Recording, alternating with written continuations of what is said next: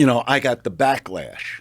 Yeah, you were the first to get the backlash. Yeah, I was the first Banned from cancel MTV. culture. So banned from MTV. Banned from MTV for jokes. You're bringing up stuff I want to bring up, but all right, so with MTV, this is what you'll love. This is the part you don't know. Well, didn't they approve that set anyway? No, they didn't approve anything. They didn't know? No, see, this is the thing. I always had an expression. Nobody fucks with Dice.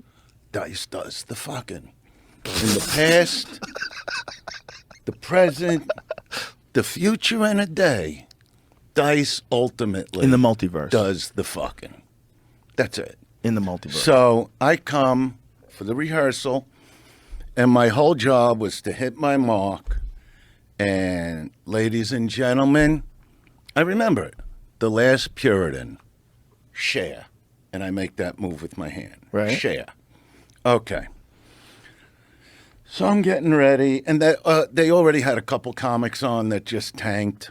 Paul Reiser, and I think he's great, but tough crowds. You don't come out on the MTV Awards at the Universal Amphitheater and talk about the hats Sinatra wore. I'm looking at my friend going, look at the crowd. No, it's like he's not even in the room.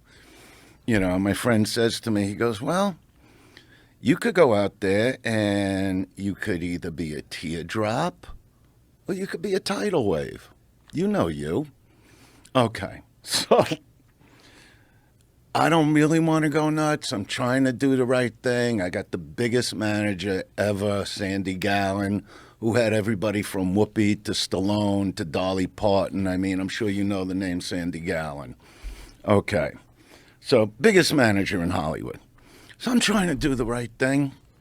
And so now, I don't know, a minute before I go out, Arsenio's the host. Here comes Dick Clark, who, wow, it's Dick Clark. You grow up watching this man. And he comes over, just to hear him call me Dice was hilarious. And he goes, look, Dice, if you got to stretch, Arsenio will come over to you and you'll play around. And I go, whoa, wait a minute. What do you mean stretch? Stretch what? What am I stretching? My dick? What are you talking about? No, I'm not even kidding.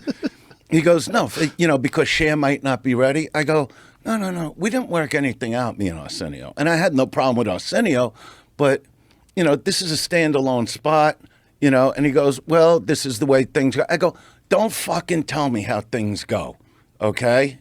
You're not my boss, And as I'm getting angry at him, which in my mind I'm going, are you really getting angry at Dick Clark?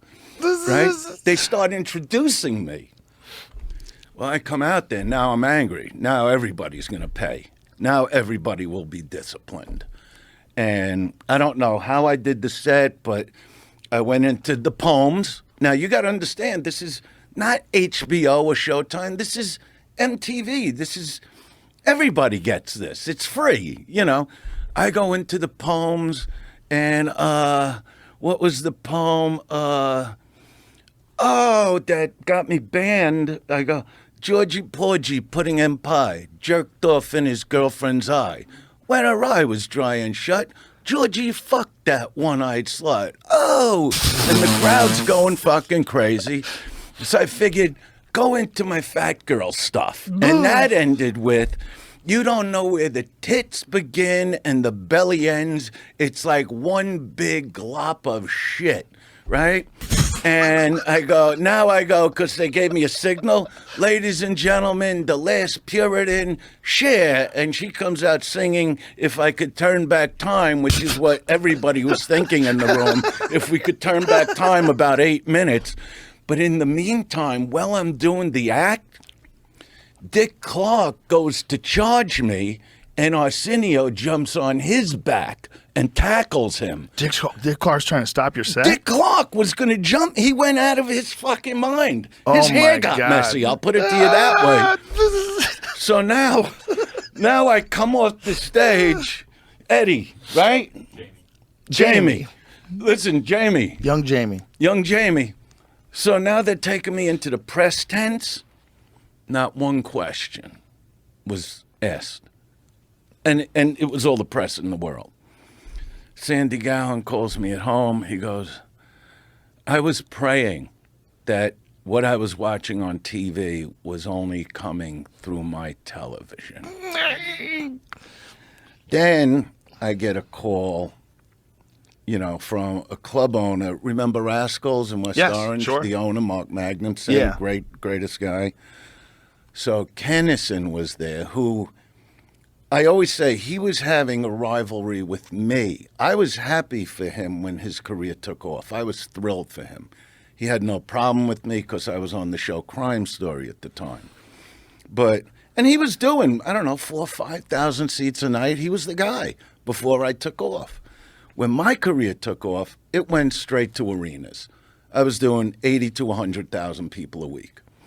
And he just couldn't handle it for whatever reason. But he goes, so Kennison's watching this, going, that's it, he's done, he's finished. In the meantime, the reality was I went from doing one arena show, let's say at the Spectrum in Philly, to 2 arena shows, or 3 arena shows, where Bill Burr saw me at in Boston, at whatever arena I did there. I had 1 show, it went to 3 shows. It just got bigger and bigger and bigger. Nothing was hurting. And so the next day, there's this big meeting at MTV, and Rick Rubin was there, and, my people that I worked with, Sandy, all these, but it was the presidents that banning me for life, which is hilarious. I'm not even a singer, And, I'm like, so I'm banned. What do I give a shit? Look at the numbers, Right.